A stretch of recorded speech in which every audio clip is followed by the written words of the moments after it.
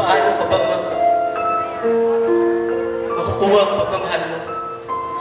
Pagmamahal na nais kong mata mo. Pagmamahal na hinahanap ng aking puso.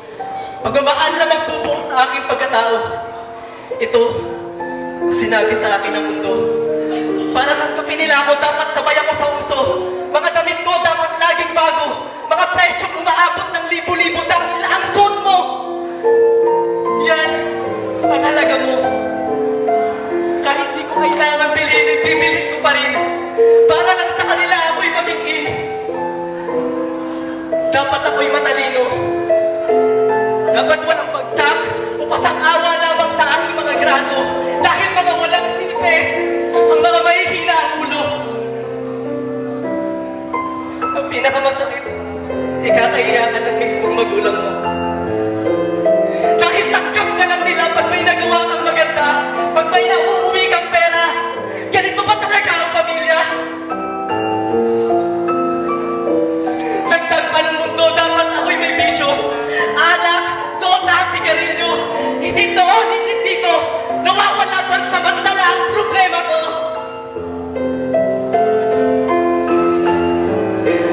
Ito daw ang mga bagay na kapag ginawa ko, pasok ako sa kanilang grupo. Ito daw ang mga bagay na kapag ginawa ko, ay sasaya ako.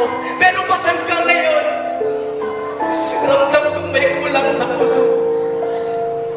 Oo nga pala, sabi nila dapat ako'y may nobya dahil siya ang magmamahal sa'yo. Pero mahal, bakit iniwan mo? Hindi ko alam kung saan lang ako nagkulang sa'yo. Lahat naman, ibinigay ko buong buo. Nakalimutan ko magtira para sa sarili ko. At ngayon, ako'y gulong-gulong. Ano nga ba talaga? Ano nga ba talaga ang pag-ibig na totoo?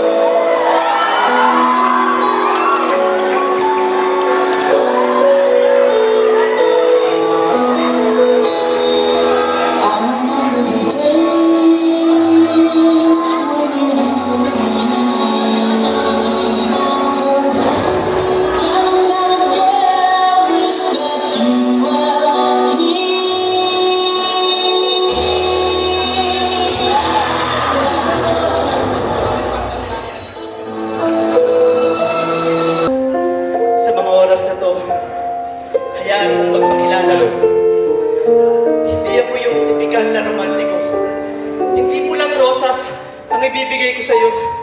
Subalit hayaan mo ako'y magdilig. Itidilig ko ay ulan, mas malapot pa sa tubigin ang tunay na pag-ibig. Hindi tsokolate o hara ng himig. Hindi simpleng pagsugdo o ordinaryong paghatid. Hindi kamusta o kumain ka na ba. Hindi simpleng pagbitbit ng mga gamit. Hindi ako mo ang aking ipipilit dahil maghihintay ako. At maghihintay ako magpakilala ipagkilala sa'yo. Ako, ang tunay na pag-ibig. Hindi na kita susunduin o ihahatid dahil kasama mo ako sa bawat segundong pumipintig. Hindi lang simpleng pagbitbit ng mga gamit. Dahil bubuhatin kita saan man sulok ng daigdig, hindi kamusta? O kumain ka na ba? Dahil nais ko parinig ang iyong himig at kung bakit nag-iigaw ko sa iyong tinig. At ngayon, hindi ko alam kung naalala mo pa to. Pero nung alam ko hindi mo to natatandaan nung unang binasa ko sa iyo to. At sana sa simpleng ko lang ito, maintindihan mo ang abakada ng mga pangako ko sa iyo. Alagaan kita. Isa kang bulaklak na hindi ko hahayaang malanta. Ang mga talulot mo ang pinakamaganda. Walang halong bola. At hindi ko kailangan magsinungaling dahil mananatili kang maganda dahil alagaan kita. Bahagian kita ng buhay mula sa sarili kong hininga. Dahil ang tunay na pag-ibig ay hindi makasarili. Maging dugo ko ang ipambili, makasama ka lang sa huli.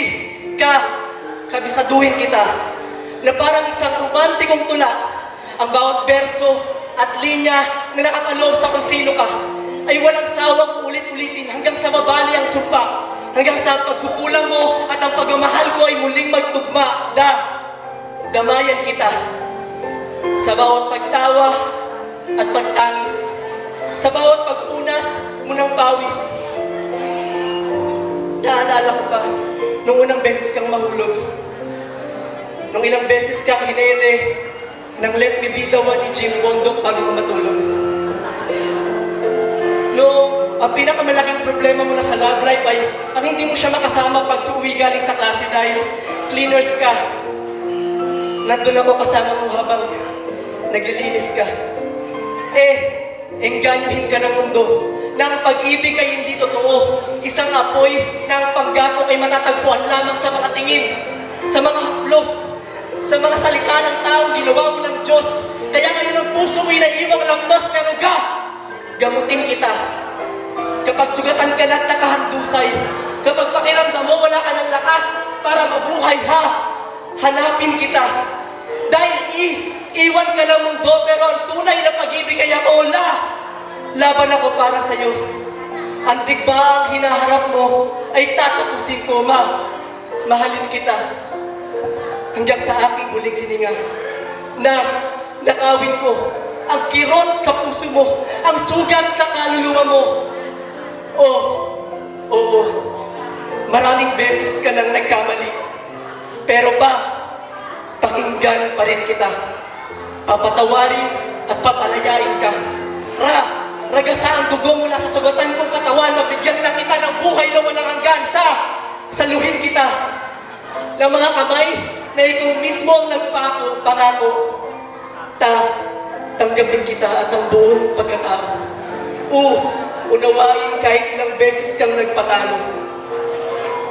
Pero darating ang panahon na wasakin kita hanggang sa sukuan ka ng sarili mong damdamin. At ang nadurog mong puso ay pwede ko lang salain, maniwala ka. Hindi ko ito gustong gawin, pero dahil mahal kita, kailangan kitang subukin. At pag di mo na kaya, yakapin kita ng sobrang higpit. Hanggang sa mga piraso ng nadurog mong puso ay muling magdikit, yakapin kita. Hanggang sa tibok ng puso mo at tibok ng puso ko ay muling magtugma. Mahal kita. Ikaw ang paborito kong tula. Maraming salamat.